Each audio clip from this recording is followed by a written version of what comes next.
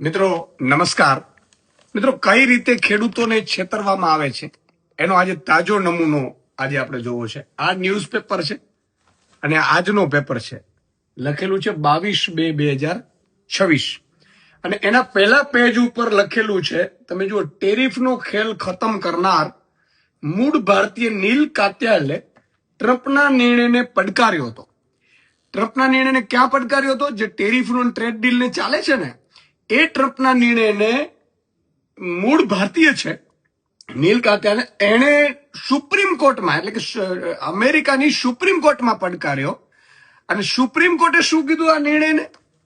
એમાં લખેલું છે, અમેરિકાની સુપ્રીમ કોર્ટે યુએસ પ્રમુખ ટ્રમ્પ દ્વારા લગાવવામાં આવેલા વ્યાપક ટેરિફને ગેરબંધારણીય અને અન્યાયી ગણાવ્યો હતો. એટલે કે ટ્રેડ ડીલ થઈ છે અમેરિકા ભારત વચ્ચેની, અથવા તો બીજા દેશોમાં જે ટ્રમ્પે ટેરિફ લગાડ્યો છે તે અન્યાયી છે ને ગેરબંધારણીય છે. કોણ કે છે?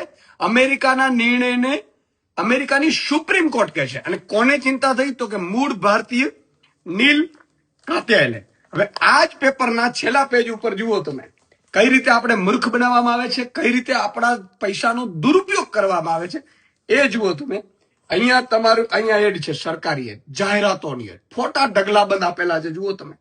અને શું લખ્યું છે?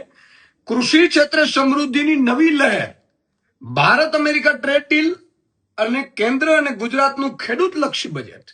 અને આ જુઓ આખી એડ, બરાબર છે. આમાં લખેલું છે, તમે જુઓ કઈ રીતે ખેડૂતોને ભ્રમાવવામાં આવે છે. અને આ માત્ર એક જગ્યાએ એડ નહીં હોય, આખા ગુજરાતમાં તમને આ એડ જોવા મળશે. પણ સાચી હકીકત શું છે? પહેલા પેજ ઉપર લખેલી છે કે આ નિર્ણય છે ટ્રમ્પનો, એ અન્યાય અને ગેરબંધારણીય છે. અમેરિકાનો નિર્ણય છે, અમેરિકાની સુપ્રીમ કોર્ટે ના પડે છે. અને આપણા વાળા અહીંયા મોટી જાહેરાતો તમારા મારા ખર્ચે આપે છે, આપણે ભ્રમિત કરવા માટે. જોયું ને? ખેલ છે જાહેરાતોનો, ખેલ છે ચહેરા ચમકાવવાનો, અને ખેલ છે તમને ને મને કઈ રીતે મૂર્ખ બનાવીને લૂંટવાનો. જય જવાન, જય કિસાન.